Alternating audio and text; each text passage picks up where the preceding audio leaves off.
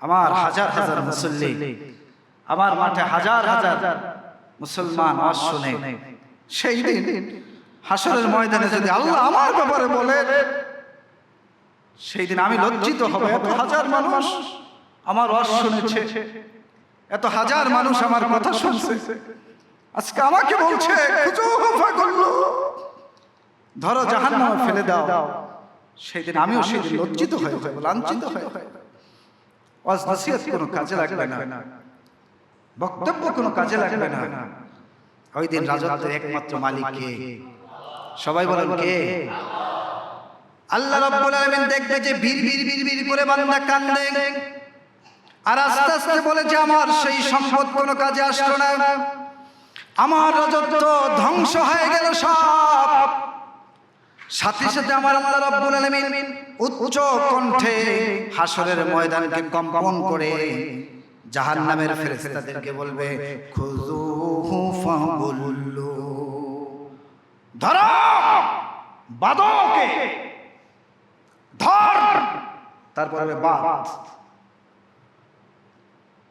হাসরের ময়দানে আল্লাহ তাআলা আপনাকে যখন অর্ডার করবে, কোন ধরনের সে রহমান রহিম থাকবেন না, তখন সে কাহার রূপ ধারণ করে অর্ডার করবে, খুযুহু, ওকে ধরো, ফাগুল্লু, বাদো, রশি দিয়া বাদো, সুম্মাল জাহিম সাল্লু, ওকে জাহান্নামে নিক্ষেপ করে দাও। আজকে এখানে আফসোস করছে, ইয়া লাইতাহা কানাতিল কাদিয়া, এ ধরনের শব্দ ব্যবহার করছে না, ফেলে দাও, ওকে ধর, বাদ, জাহান্নামে ফেলে দে, ফেলে দে, সেই দিন জাহান্নামে। আল্লাহর সেই শব্দ আমি একা শুনবো না, গোটা হাসরের ময়দান শুনবে।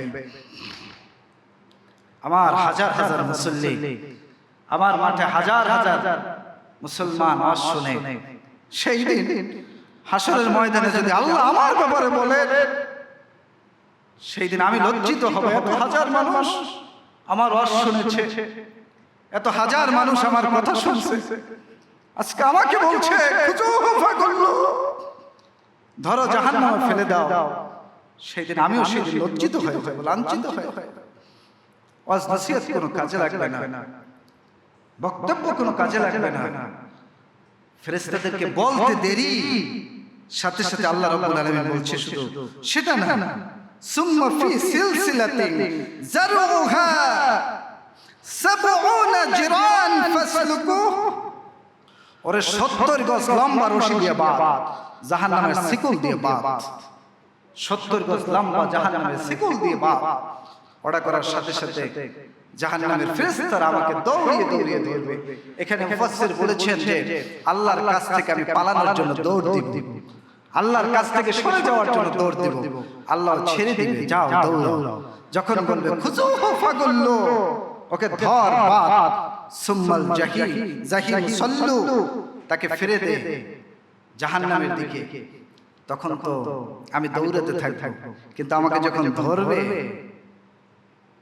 ৭০ গজ লম্বা শিকল দিয়ে বাঁধবে। বাঁধার পরে কি ধরনের বাঁধবে?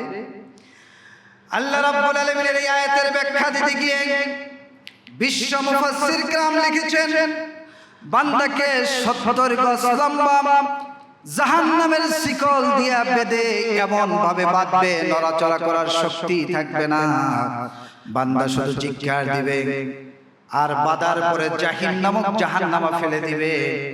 যেই জাহিম নামক জাহান্নামটা এত গভীর হবে, বান্দাকে ফালানোর পরে কমপক্ষে ৭০ বছর সময় লাগবে তার তলদেশে যেতে। এর জন্য তানুন একটা শব্দ আছে।